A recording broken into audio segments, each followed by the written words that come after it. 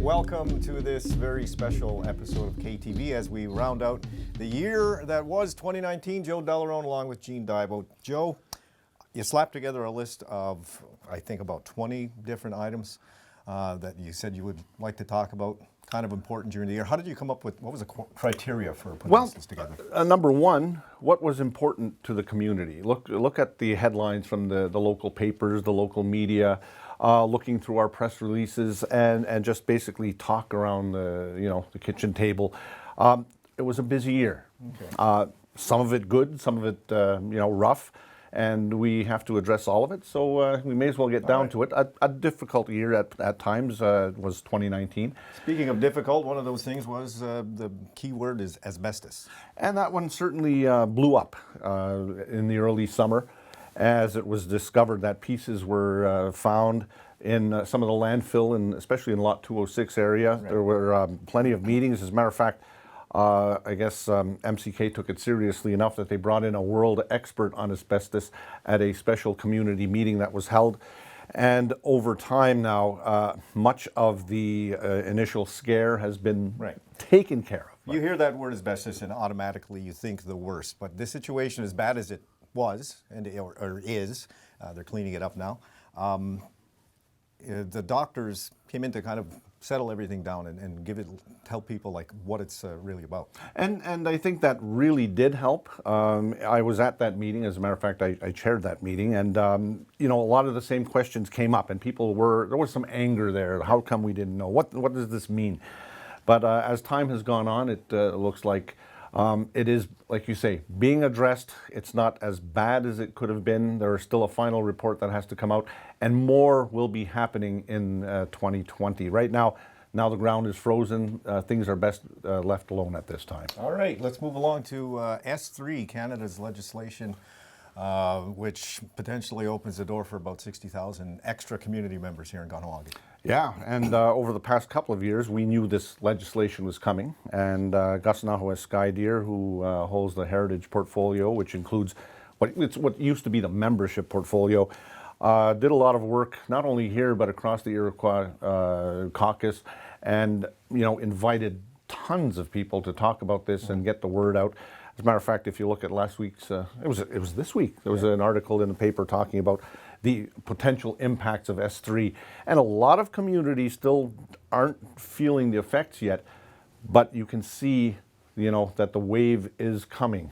Other communities did not really listen to what Gus had to say publicly and things like that. But I have a feeling that's going to change, because right here in Kahnawà, of course, we've had our concerns for a long time about who can own land and who can live here and all of that. So it's an ongoing battle, and you're still going to hear more as the days go on. So Kahnawà is preparing itself. One of the things that we did was pass the residency law, took it out of the membership law. That's a whole new law called the Kahnawà law.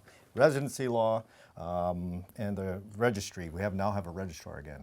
So yes, that's all connected. Yeah, and that's a good point that you bring. That is one of the things. And this year, 2019, wasn't a big year in terms of legislation through the community decision-making process. In past years, there have been meetings after meetings, but this year we concentrated on the residency law. It passed fairly quickly on the tail end of the Kahnawà law.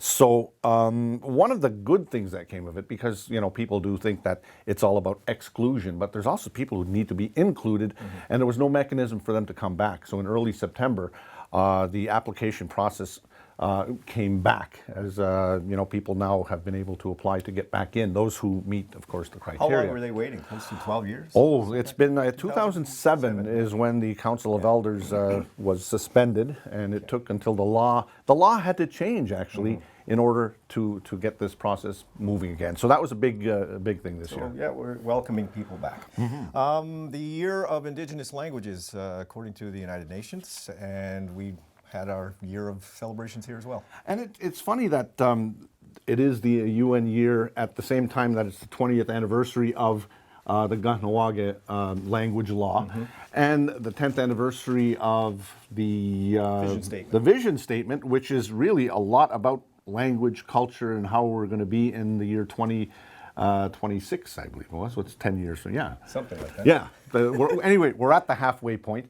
29. Thank you. My math has never been great. But the fact is, a lot of it had to do with language. One of the, there were several events during the year, but the big one was the one at the very end where the elders were commemorated, those who speak the language, and also those who helped bring the language back, such as teachers who were involved in the project to bring it back, bring the language back, and those who helped create the language law and were an integral part. So they had a nice event last week, as a matter of fact. Nice.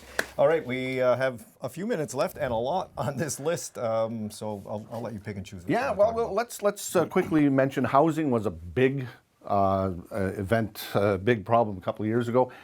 Things are now smoothing out. We're glad to say the assessment came in.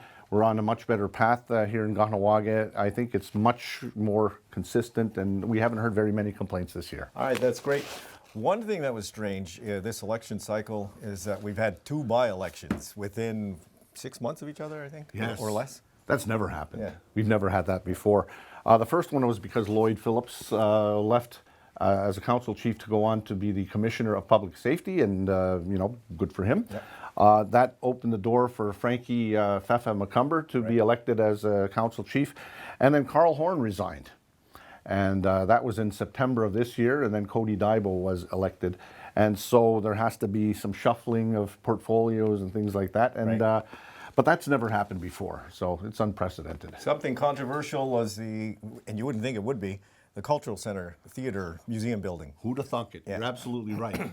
But there were concerns by some community members that it was going to be put in a place that was pristine, so to speak.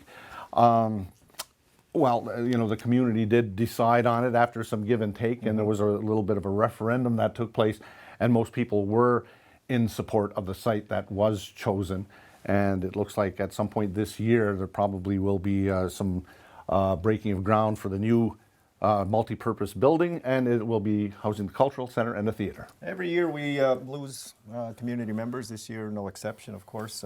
Andrew DeLille Sr., most recently Warren Lahash, Tuffy DeLille, also Josie Carrot and Cecilia Carrot. Yeah, and of course we did lose quite a few. Those are the names that came to mind because we worked closely with them. I was on council with Tuffy many years ago, and of course Warren was on council very recently. Andrew worked with us as the elder advisor, and Josie Carrot was one of our active justices of the peace, which is a bit of a challenge for us. So we're going to miss them. Zizi Carrot was one of the very first nurses from Kahnawà to work at the KTV hospital. So to all of those that are gone, we pay tribute to all of you.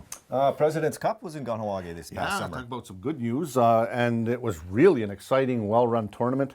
The Kahnawà Mohawks got into the bronze medal round by scoring with 0.4 seconds left to tie. And by virtue of that tie, they got into the final for the bronze medal game. Just some excellent lacrosse and great work by the organizers. Okay, we just put out an update on the Indian Day School settlement. Yep. Grand Chief actually went to testify in Winnipeg when this all came up. It's on hold right now, and I think the best thing to say is that it was a big story, and it will continue to be a big story. Don't worry about making your applications right now. It's on hold. Okay. MCK terminates the lease with Center Solutions. That's at the Kahnawà office complex. Yeah, and there is more news as we speak on that because council is looking now at moving some of the operations to that building. That's the one that's across past the tunnel. Side of the tunnel. On the other side of the tunnel. That's correct. Alrighty, Blue Jays Field of Dreams. That was exciting too. That was a lot of fun, and $80,000 granted. And I think the most fun was that all the kids were gathered when the announcement was made, and they didn't really know what was coming. And what? We got a brand new ball field. Excellent stuff. Ball field, all up to spec too. Yeah, that's exactly it. Also, another company, Compend, made a donation of $50,000 for recreational equipment. Yeah. Great stuff. I know we're running out of time here. Just want to mention the emergency mapping system, which was a big story here. We did a lot of work on that. Yeah. And that's so that the rescue people can get to your place quicker. Good work. Yes, I already had a driver for a restaurant stop me and ask me where 49 Sesame Street was.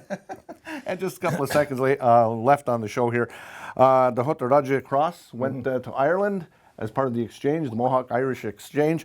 And finally, a couple of good news things. Of course, the holiday train is always here in Kahnawà in the last few years. And just wanted to mention Dreams Take Flight, and hats off to Ken Bork, who does a wonderful job on that. And Well, look at there's that. right on. The signal's right there. They told us time's up. So thanks for watching. That was the year that was 2019. I'm Joe Delarone. I'm Gene Dybo. Happy New Year. Yep. Take care.